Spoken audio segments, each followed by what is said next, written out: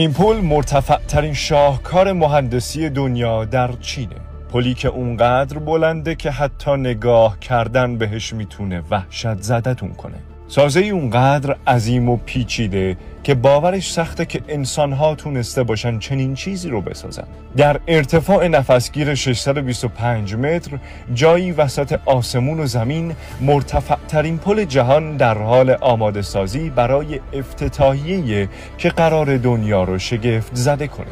تصور کن ایستادی روی پلی که تقریباً 2 برابر برج ایفل از زمین بلندتره. طول این پل چیزی بیش از 3 کیلومتره که قرار یک مسیر 70 دقیقه‌ای رو به یک مسیر چند دقیقه‌ای هیجان انگیز تبدیل کنه. سازه های فلزی این پل وزنی در حدود 22,000 تن دارن، یعنی معادل وزن 3 برج ایفل.